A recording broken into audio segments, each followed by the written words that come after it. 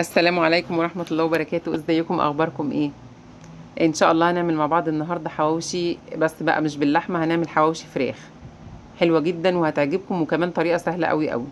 معايا 300 جرام من البصل، فرمته كده ناعم في الكبة وصفيته من المية. ومعايا فلفلتين اخضر وطماطمية واحدة بس صغيرة، ومش عايزة المية بتاعت الطماطم، يعني هاخد بس الحتت بتاعت الطماطم لكن هي ما فيهاش مية خالص. معايا فلفل اسود نص معلقه صغيره، ومعايا نص معلقه برضو صغيره كمون، ونص معلقه صغيره من الكزبره الناشفه، وتوم باودر. ودول 300 جرام من الفراخ، صدور فراخ.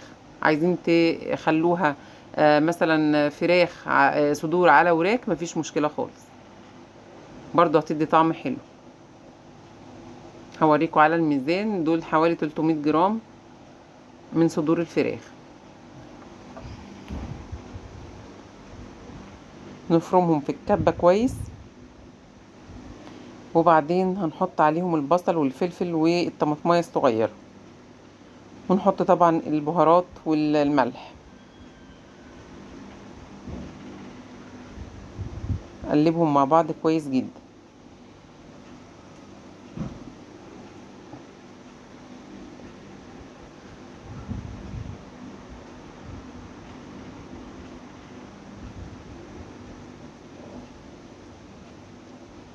بعد ما قلبتها كويس قوي، هجيب بقى صينيه، احط فيها حوالي 3 معالق كده كبار سمنه علشان الحاجه تستوي كويس، واوزعها في الصينيه. هفتح بقى الرغيف كده وافصل الجزء اللي فوق عن اللي تحت. عيش بلدي او عيش ابيض تقدروا تعملوها بالاتنين.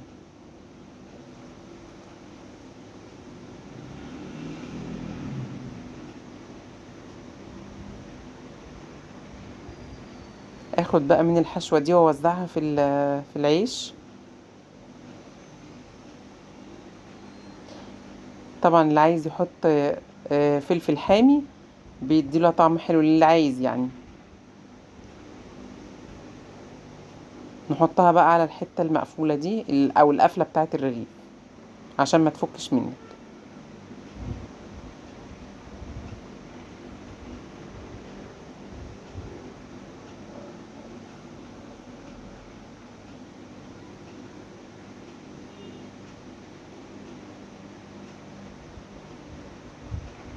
نبدأ نلفها كده ونحطها على الحتة اللي القفلة بتاعة الرغيف كده.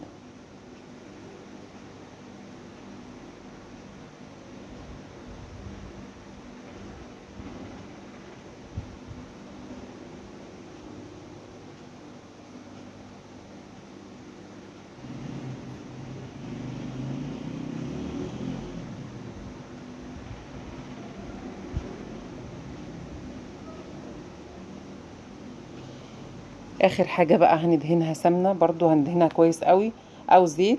طبعا زيت ما يكونش ليه اي ريحة عشان ما يغيرش الطعم، يا سمنة يا زيت، او نرشها كمان بالبخاخ زيت. هندخلها الفرن على درجة حرارة عالية حوالي نص ساعة لحد لما تاخد لون ذهبي كده، يعني استوت كويس جدا. وانتوا عارفين ان الفراخ مش بتاخد وقت خالص.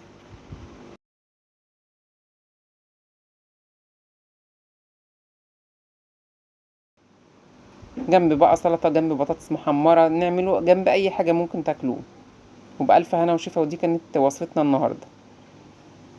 كان معاكم تيسير عبد النور، والسلام عليكم ورحمة الله وبركاته.